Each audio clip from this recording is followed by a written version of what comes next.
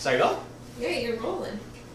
Hey guys, Dr. Alex here. I hope that you guys are healthy and keeping well. And in today's video, what we're going to be going over is what I would do if I woke up with a headache during this COVID pandemic. The reason I was inspired to do this video is this happened to me last week, and I thought it would be really useful to share what a professional does. The big caveat with this is assuming that the headache is being generated by your spine or your nervous system, or from the muscles and joints within. So obviously if the headache is coming from an infection or it's associated with things like dizziness, difficulty speaking, double vision, or difficulty swallowing, any numbness, any trouble with balance, any twitching of the eye, or again, difficulty seeing, those are things that could reflect a medical emergency and you got 911. So with this, I'm going to assume that your headache is coming from the nervous system and from the spine,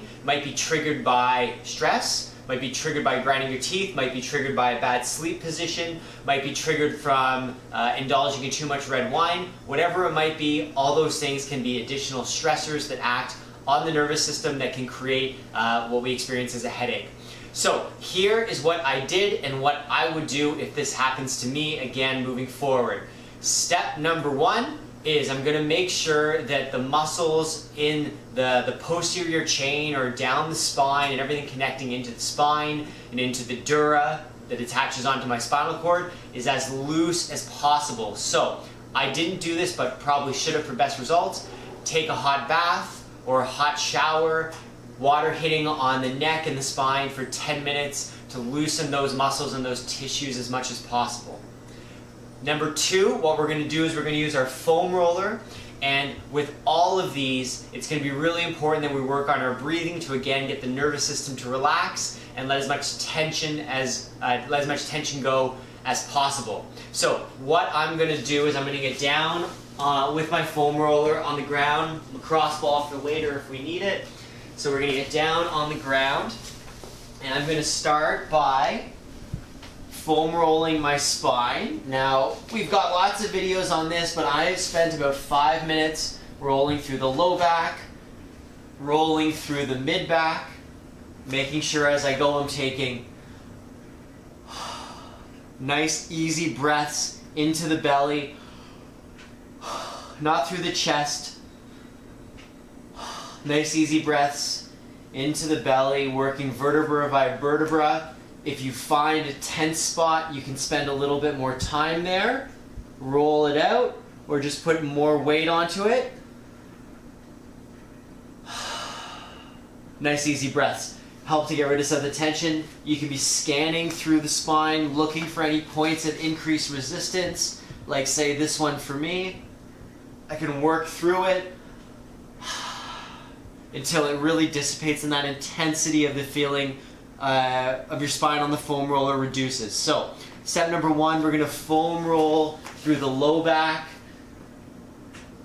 and through the mid and upper back, trying to get rid of as much tension as possible. You also might want to cross the arms, roll a little bit to the side, and work through the rib joints in case that headache is being generated by a rib that's out, quote unquote, or a costovertebral joint, if you want to get really nerdy, that is irritated.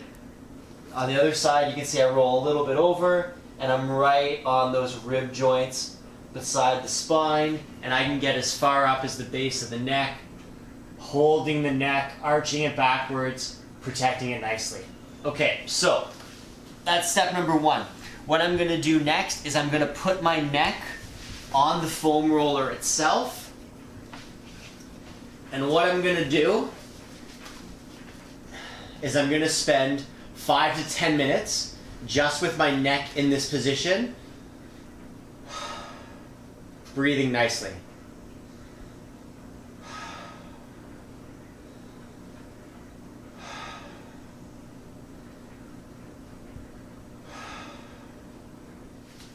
The idea with that is that we want to use our deep breaths, get the nervous system to relax, and also this is going to help deal with some of the conscious aspects of pain and of the headache.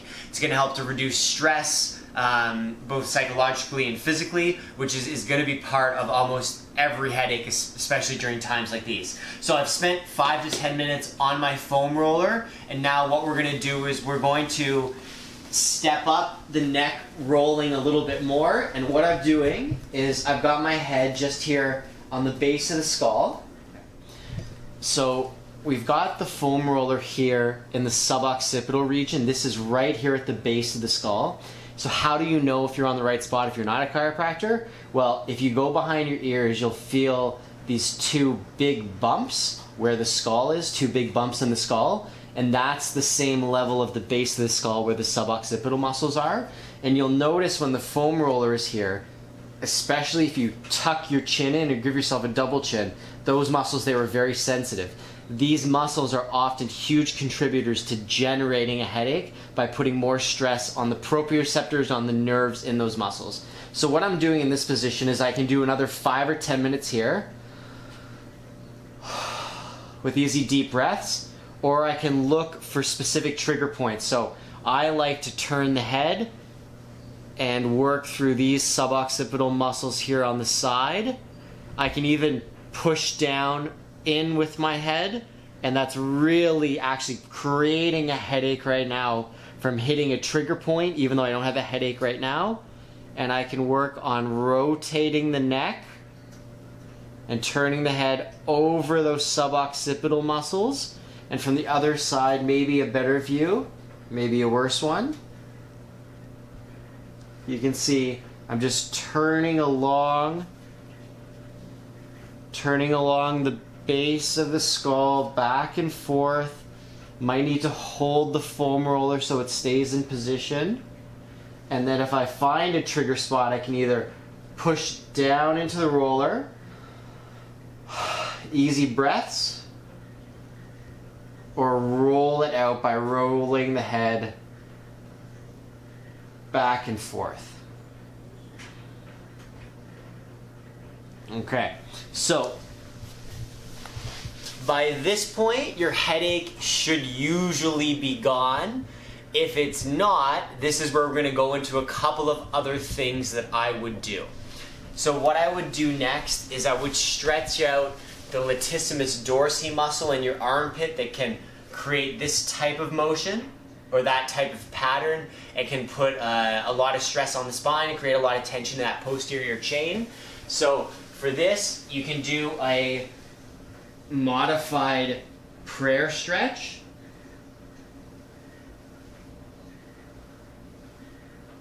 And you should feel that here through that big swimmer's muscle. You can go all the way down and hold it.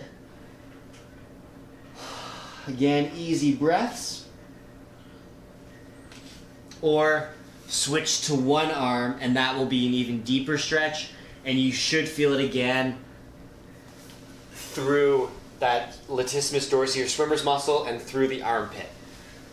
So we've stretched out that muscle, and then what I would do next is we're going to go through stretching the traps, and then we'll do the hamstring. So my favorite stretch to get the trapezius muscle and muscles on the side of the neck, including the scalenes, chair stretch. I've shown it a million times because it's the best. For this, what we do, grab onto our chair, bring the body this way we tension all the stress out of the neck, making it not too painful or challenging to bend the neck. And then we move the neck away. 30 seconds to a minute.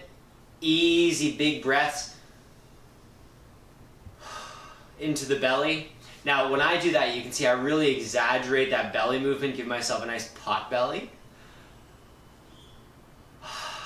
But that's what you should do, because that will be the best possible way you can breathe for relaxing the muscles in your chest and your neck.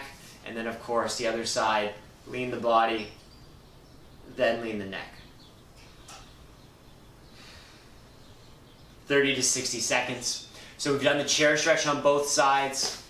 The last thing that we're going to do is we're going to stretch the hamstrings. Now, are the hamstrings going to be the main contributor to the headache? Probably not, but because they attach into that posterior chain, they affect the spine, they affect the muscles in an indirect or maybe direct way all the way up to the base of the skull. We want to make sure that they are doing their job, and that's where we do our ground stretch, or sorry, our ground sweep. And this is where we have our ankle at 90, leg is straight, and we're going to sit back or hinge back through the hips like you're doing a deadlift. You'll see my spine is stiff. The only thing that moves is my hip joint. And sweep down, and I would do 3 sets of 10 on both sides because I love doing that drill. And that's something that, of course, I would do every part of our day as we are quarantined, or any day of your life. It would be a good idea. So after all that, your headache should be gone. If not, it could be that the major trigger is not from a muscle or a joint in your spine. It might be dehydration, food, purely from stress, or some other factor that should probably be investigated. But in my experience, when I do this, for me, it works 95% of the time. Now, before we go, I want to go over one thing that could help prevent this from coming on in the future, and we're going to talk about your pillow. So, when you are sleeping, the 2 big factors I find for me that yield a headache is when if I have a bad pillow and my head is not being supported. So you can see here, head is nicely supported, the neck is supported, I can't get a hand in underneath any areas. And you should notice that my head is relatively parallel or flat with the ground. If your head puts you in this position, or your pillow puts you in this position, it's going to create a lot of stress on the neck. Or if you have no pillow, or a pillow where there is a gap, where there's no support, that is where it could put undue stress on your neck. Really good recipe for a headache. If you're on your side, the same principles apply. So I would be in bed, I would want to have my head parallel to the ground. There's pretty good support here, but it's obviously affected by the floor. So we'd want to have a nicely supported head, no gaps underneath, nose parallel to the ground, and you can either take a photo or get your partner to check and make sure the pillow is supporting you. So remember, head is parallel to the ground, or nose is parallel to the ground, no gaps between your bed, the pillow, and your spine. So guys, I hope that was helpful. I hope that keeps you headache free during this self-isolation. And of course, if this is something you are struggling with and continue to struggle with, I would love to help you in person whenever COVID allows for that. But until then, I hope this is helpful. I hope this squashes any headaches that come up. If you have any questions, comments, concerns, leave me a message and I'll be happy to respond. Hope you guys take care. Have a great day.